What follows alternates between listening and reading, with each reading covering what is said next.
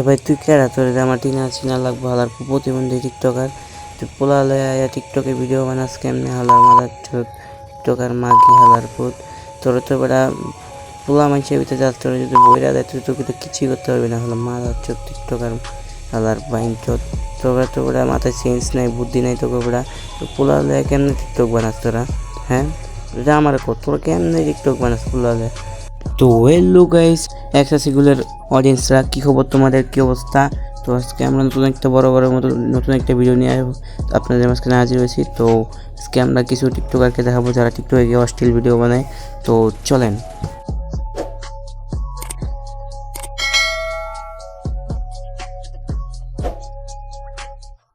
প্রথমে একটা ভিডিও দেখে আসি, তারপর বলতেছি।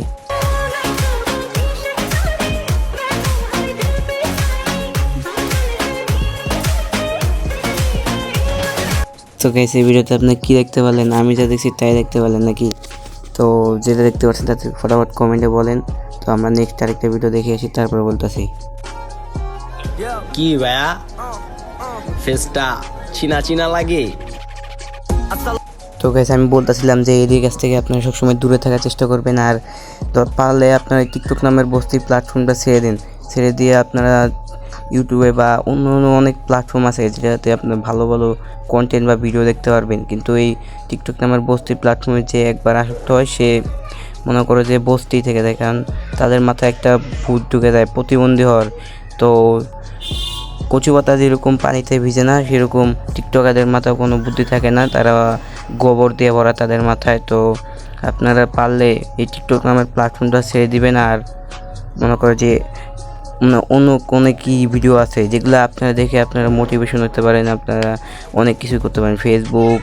তো আপনাদেরকে আমি একটা কথাই বলবো, এই টিকটক নামের প্ল্যাটফর্মটা ছেড়ে দিবেন আর এইগুলা অশ্লীলতার কাছ থেকে আপনারা বিরত থাকবেন। আর ভালো কিছু করার উদ্যোগ নেবেন। আর মানুষের সবসময় গরিব দুঃখীদের পাশে থাকবেন। আর যারা ভালো ভালো কন্টেন্ট বানায় তাদেরকে সাপোর্ট করবেন। আর আপনারা যদি তো সবাই টিকটক নামের এই বস্তির প্ল্যাটফর্মটা ছেড়ে দিবেন।